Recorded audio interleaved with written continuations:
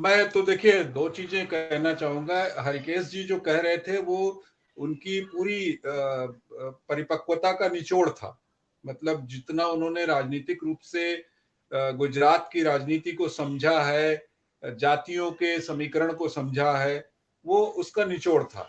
अब बात जहां तक आई कि जो ये लास्ट मिनट में चेंजेस हैं, जो रणनीतिक परिवर्तन जिनको हम कहते हैं, स्ट्रेटेजिक चेंज सडनली करना और पुराने चेहरों को हटाना, नए चेहरों को लाना, नए चेहरों को इंट्रोड्यूस करना, उनके उनकी एक अपनी रणनीति का हिस्सा है।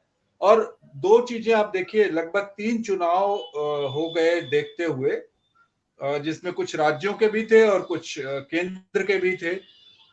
तो वहां आप एक चीज देखिए कि कभी भी मतलब भाजपा में कोई भयानक विस्फोट नहीं हुआ, विद्रोह नहीं हुआ इस परिवर्तन को लेके।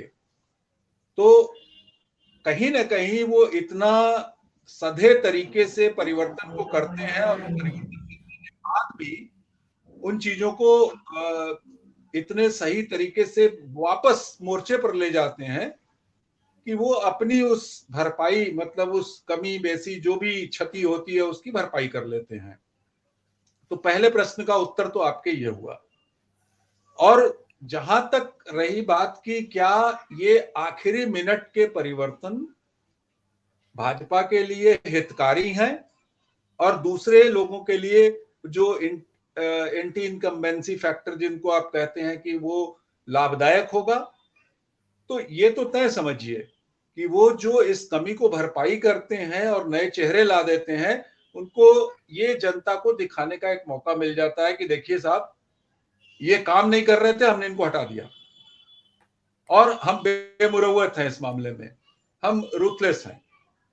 वो ऊपर के हिस्से को नहीं करेंगे, ताब्रास को कभी नहीं छेड़ेंगे, लेकिन नीचे वो ऐसा करके लोगों को ये संदेश दे देते हैं और नीचे के लोगों को अंदरूनी तौर पर ये संदेश दे देते हैं कि भाई देखो ऐसा है कि जीतना है, संगठन की और पार्टी की इज्जत की बात है, बोलना मत कुछ भी। अब मैं आपको एक दूसरी चीज बताता हूं। मैं अभी विगत दिनों वाराणसी गया हुआ था, तो एक छोटा गुजरात वाराणसी में भी बसता है, जो चौक का इलाका है जहां पर बहुत सारे साड़ी के व्यापारी हैं। वो पारंपरिक रूप से बनारस में गुजरातियों की एक बस्ती है, छोटी सी।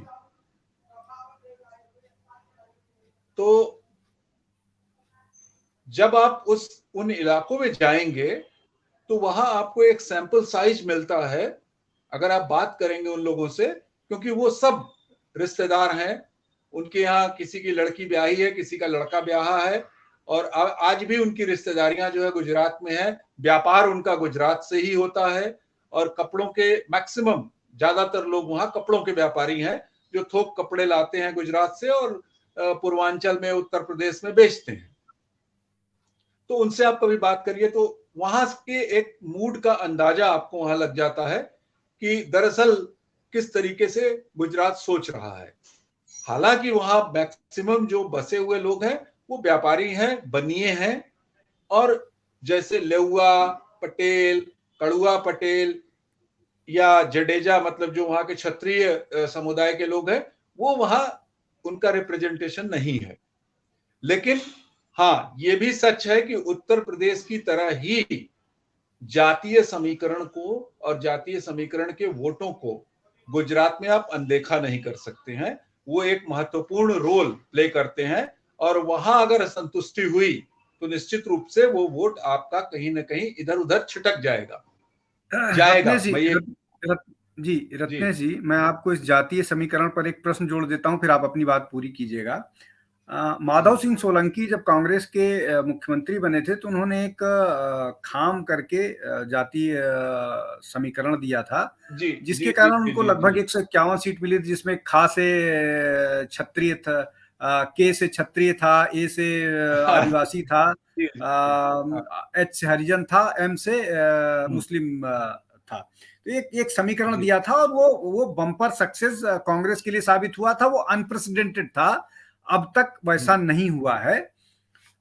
जी एक एक आकलन मेरे सामने आया है, एक आकलन मेरे सामने आया है, और उस आकलन के आधार पर मैं जहां इस तरह की बात करता रहा हूं कि इस बार बीजेपी जिस तरह से एंटी इनकम्बेंसी वोट को डिवाइड कर रही है, और पिछले अपने पूरे कार्यकाल में उन्होंने इस खाम स्ट्रक्चर को ही डिमोलिश कर दिया है और उन्होंने एक नया स्ट्रक्चर बनाया है।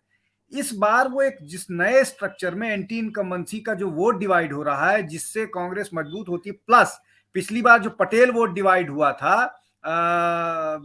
वो पूरा का पूरा, और ओबीसी दो बड़े नेता जो पिछले बार विरोध में थे वो इनके साथ आ गए हैं बीजेपी। एक वो हार्दिक पटेल और दूसरे का नाम मुझे अभी ध्यान नहीं आ रहा है। तो ये सारे समीकरण कहाँ क्या दिखाते हैं आपको?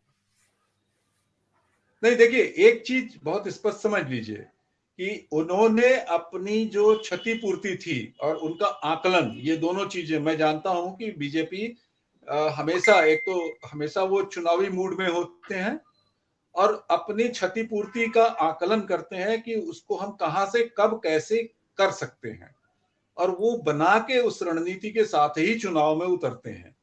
और इससे पहले कि जो चुनावी रणनीतिकार हैं या जो प्री पोल एग्जिट पोल करने वाले जो चुनावी महारथी हैं, वो उसको समझें, वो अपना काम करके निकल जाते हैं चुप से।